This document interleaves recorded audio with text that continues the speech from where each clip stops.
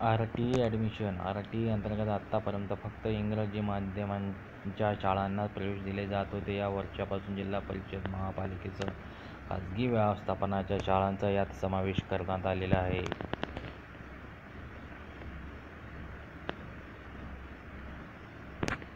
यामुळे विक्रमी जागा वाढल्याने मागेल त्याला प्रवेश मिळण्याचे चित्र दिसणार आहे. जिल्ह्यात यापूर्वी 5,000च्या आसपास जागा होत्या. तोच आकडा यंदा 53,400 वर पोहोचला आहे.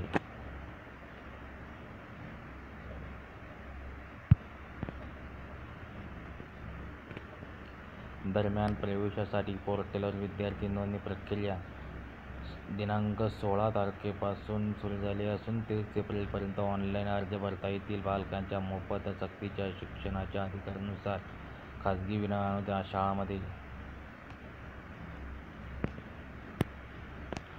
अखेर या प्रवेश प्रक्रियेला मुहूर्त मिळाला असून आर.टी.ई. अंतर्गत विद्यार्थी नोंदणी प्रक्रिया मंगळवारपासून सुरू झाली आहे. शालेय शिक्षण विभागाने आर.टी.ई. प्रवेश प्रक्रियेत यंदापासून अनेक बदल केलेले आहेत.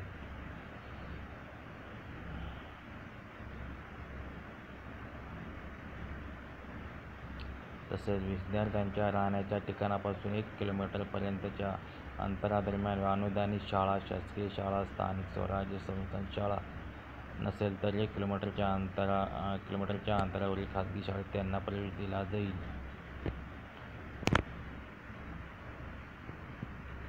यंदा जागांमध्ये प्रचंड वाढ.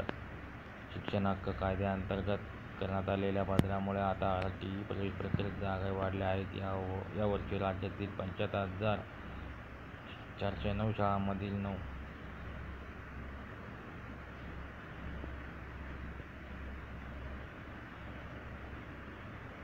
अशी आहे प्रवेश प्रक्रिया. प्रवेशाला पात्र ठरण्यासाठी पालकाचा 1 लाखापेक्षा कमी उत्पन्न असल्याचा दाखला तसेच बालकाचे 6 वर्ष झालेले असणे गरजेचे आहे. पहिलीला दिलेला प्रवेश पुढे त्याच शाळेत किंवा त्याच परिसरात आठवीपर्यंत नियमित राहील.